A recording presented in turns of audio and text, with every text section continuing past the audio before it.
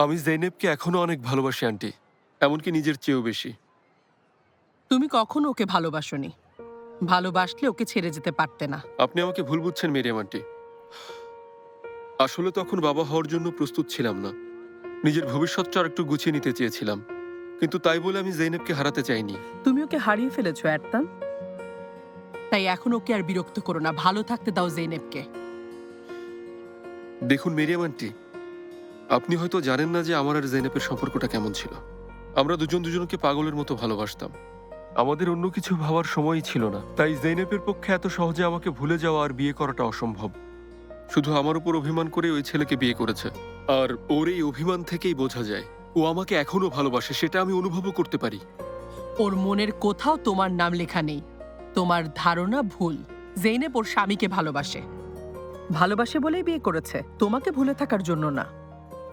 আর ও এখন স্বামী আর ছেলেকে নিয়ে। হ্যাঁ, আমি জানি ওর ছেলে আছে, আর ওকে ফিরে পাওয়ার জন্য আমি ওর ছেলেকে মেনে নিতেও রাজি আছি মেরিয়াম আন্টি। হ্যাঁ, তুমি ভালো থাকার জন্য যা ইচ্ছে করতে পারো, কিন্তু জেনেবের জীবনে তোমার আর কোনো স্থান নেই। আন্টি, ওর জীবনে আমার জায়গা আছে কি নেই একদিন ঠিকই বুঝতে পারবেন। জেনেব এখনো আমাকেই ভালোবাসে। থামো, তোমার মাথা ঠিক আছে? পাগল তুমি। হয় এরপর থেকে তুমি জেনেবের কাছ থেকে দূরে থাকবে, নয়তো এমন কিছু করো না যাতে আমি আরো খারাপ কিছু করতে বাধ্য হই। হুম হুম, আপনি আমাকে আবারও হুমকি দিচ্ছেন? সেটা তুমি ভেবে দেখো।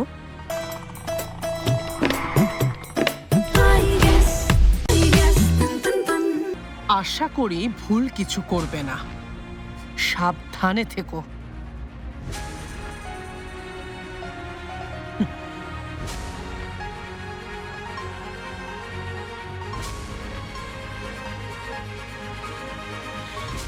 এবার আমি দেখাচ্ছি এরতান। তুমি যদি আমার কথার অবাধ্য হয়ে বোকার মতো কিছু করো, তোমাকে খুন করব।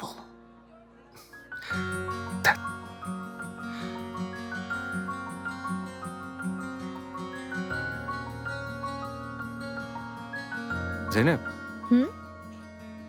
তুমি সত্যি কি লাঞ্চ করতে এখানে এসেছো, নাকি আমি এখানে কাজ করছি কিনা দেখতে এসেছো? এটা কেমন কথা ফাতি? দুজন একসাথে লাঞ্চ করবো বলেই এখানে এসেছি। একবার ভেবে দেখো, আমার তো মনে হচ্ছে আমি স্কুলে এসেছি আর আমার অভিভাবক সাথে এসেছে। ফাতি, এবার কিন্তু আমি চলে যাব। মনে হচ্ছে লাঞ্চ করতে এসেই ভুল করেছি। আমার খেতেও আর ভালো লাগছে না।